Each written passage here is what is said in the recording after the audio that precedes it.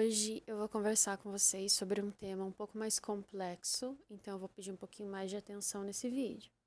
Vamos falar hoje sobre a geometria do pensamento, que é quando a arquitetura encontra a psique humana. Eu falei que era complexo. O pensamento humano, por si só, é uma arquitetura invisível. É uma construção complexa, dinâmica, e molda quem a gente é e como a gente percebe o mundo. Assim como a geometria define as formas, as conexões e as proporções do espaço físico, a nossa mente organiza ideias, emoções e memórias, padrões que influenciam a nossa experiência e a nossa criatividade. A geometria do pensamento, ela pode ser vista como uma lógica linear que se assemelha a uma sequência de passos, ou na fluidez orgânica que surgem insights na nossa cabeça. Nós temos aproximadamente 33 mil insights por dia, e a maioria deles é inconsciente, ou quando a gente percebe, se torna consciente e ainda assim involuntários. 33 mil. Isso reflete a complexidade do nosso próprio processo criativo. Tem momentos que a gente busca estética e clareza, e tem momentos que a gente busca o oposto disso. Na arquitetura, quando a gente desenha um espaço, a gente se inspira muito nos insights que a gente tem. Esses insights, eles são considerados uma geometria interna. Com eles, a gente consegue desenhar um ambiente que potencializa o raciocínio, estimulam introspecção ou interspecção, ou favorecem colaboração, ou tudo isso junto. Um layout muito simétrico e ordenado, por exemplo, ele promove sensação de estabilidade e conforto mental. Esse espaço mais geométrico é ideal para trabalho, estudo, foco, funções muito repetitivas, isso aí é ótimo, tá? Já formas assimétricas, curvas, orgânico, amorfo, eles já evocam liberdade emocional, liberdade criativa, liberdade de pensamento. É ótimo esse tipo de design para espaços mais culturais, despojados, sociais, de permanência. Além disso, a geometria do pensamento é um convite a refletir sobre espaços e o impacto deles na nossa cognição. Nesse sentido, a arquitetura ela se torna uma extensão do nosso processo mental, um canal entre o invisível e o visível, onde cada ângulo, cada textura, cada proporção tem impacto nas nossas decisões. Influencia no nosso padrão cognitivo-comportamental. A gente pode até pensar na geometria sagrada, por exemplo, dá um Google aí ou um GPT. A geometria sagrada ela usa proporções matemáticas para criar harmonia e conexão profunda. Também pode ser conhecida como geometria do pensamento universal. A geometria do pensamento ela não é somente fórmula ou formas rígidas, já existentes, imutáveis. Ela também é singular e objetiva. Quando você projeta um espaço pensando na geometria do pensamento, você está projetando a pessoa que vai habitar ali, vai passar por ali. Você está convidando essa pessoa, acho que dá para posicionar melhor assim, a um processo mental, que ela não sabe qual é, porque você que projetou, você que sabe, você teve a intenção disso. Projetar com intenção, entendeu? Além de tudo que eu falei. A gente respeita a geometria interna dos nossos pensamentos e projeta para a geometria do pensamento do nosso cliente, da pessoa que vai usar de fato aquele espaço, a gente ajuda ela a navegar melhor no mundo, a pensar mais claro, a sentir de forma mais profunda, criar de forma mais livre e se conectar de verdade com o ambiente. Cada espaço é um reflexo do nosso pensamento. E como que a gente sabe que um espaço foi projetado de acordo com essa geometria? Vou te falar. Vamos começar falando de formas mais retangulares, ortogonais. O retângulo e o quadrado são formas muito comuns na arquitetura ocidental.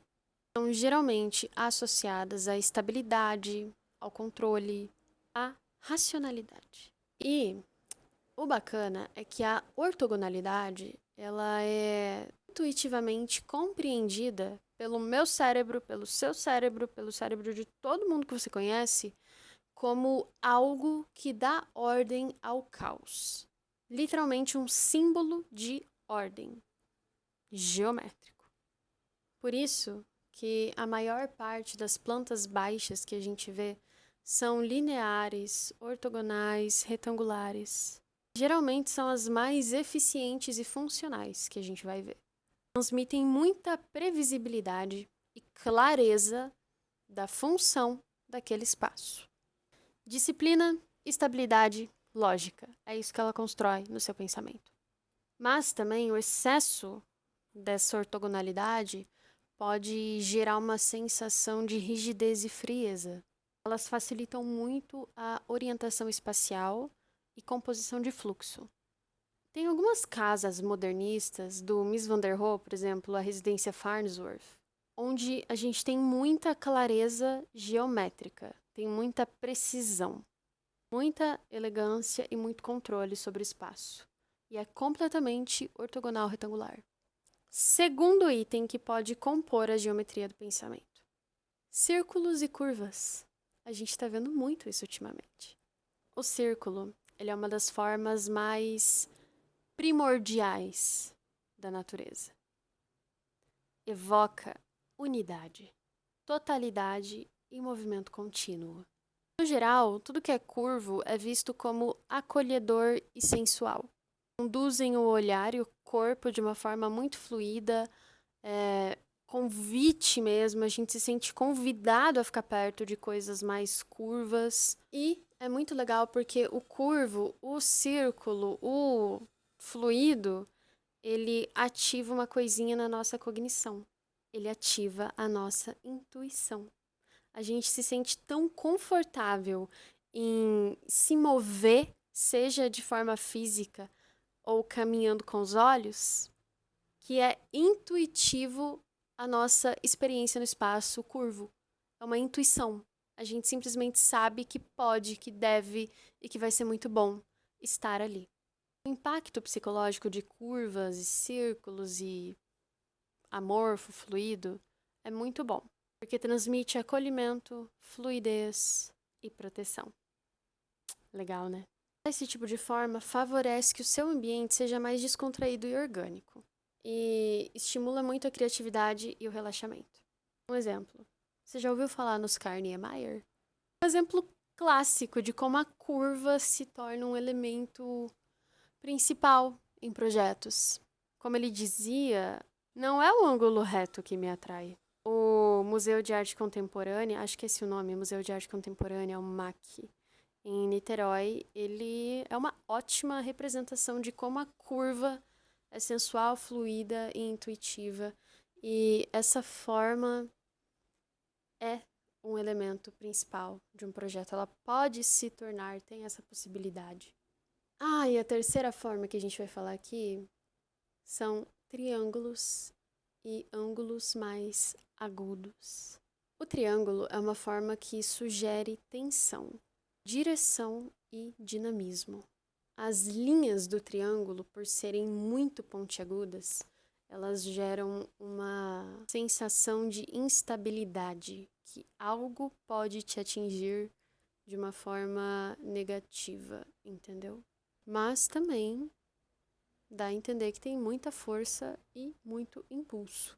O triângulo, ele é a forma mais forte encontrada na natureza, mais resistente. Arquitetonicamente falando, o uso de triângulos ou de ângulos pontiagudos cria muito dramatismo. E a gente consegue pontuar esse dramatismo de forma que chame a atenção para alguns pontos específicos do projeto. O impacto psicológico de triângulos ou ângulos mais agudos: tensão, que eu já falei, energia, dinamismo e direcionamento. Além de agressividade, e eles podem provocar alguns sentimentos confusos, tipo desconforto ou excitação. Eles estimulam muito a atenção e a vigilância. Eu diria até que dá um impacto aí no nível de cortisol do seu corpo. Te deixa mais estressado. Você quer um exemplo de arquitetura assim? Museu Judaico de Berlim, do Daniel Libeskind, ou Daniel Libeskind. Cara, esse museu é... Pesquise e depois me agradece. Pesquise e vem nos comentários aqui me agradecer. É uma obra de arte. Ele criou uma atmosfera intencional de desorientação, desolamento e desconforto. Vocês vão entender por quê. Dá uma olhada, vale a pena. É uma das obras arquitetônicas mais incríveis que eu já vi na minha vida. Eu sou louca pra conhecer. Louca pra conhecer. Agora vamos falar de formas amorfas e orgânicas. É a nossa quarta e última pontuação de geometria aqui. Tudo o que é orgânico e amorfo foge de um padrão fixo e se desenvolve de uma maneira fluida e completamente imprevisível, especialmente o amorfo, que é muito semelhante a círculos e curvas que eu falei antes. Geralmente, o amorfo ele é muito associado à vitalidade, à energia, espontaneidade, liberdade, isso é muito gostoso. O impacto psicológico não podia ser diferente, né? Tem um dos melhores. Transmite naturalidade, conforto, inovação. Estimula curiosidade e engajamento sensorial. Lembra que eu falei da forma intuitiva que a gente se movimenta nesse tipo de espaço? Pois é. Estímulo sensorial na Lua. E elas podem ser percebidas como formas acolhedoras, caóticas, mas de um jeito bom. Eu vou te dar um exemplo disso. Dá uma pesquisadinha no Pavilhão Serpentine de 2002, feito pelo Toyo Ito. A estrutura daquele lugar parece que está se dissolvendo no ambiente, de tão bem feito que ficou. Instigando percepção, imaginação e te convidando a dar um like aqui nesse vídeo, se inscrever no canal e curtir, comentar, compartilhar o que você sentir confortável. Eu sei que o vídeo ele não é orgânico, mas a gente pode fazer de conta que é, só por 1 minuto. Eu sou a Júlia, eu sou arquiteta, eu tô adorando passar esse tempo com vocês. E fica aqui o meu convite a você conhecer mais esse conteúdo que eu tô trazendo. É um vídeo por dia por 100 dias.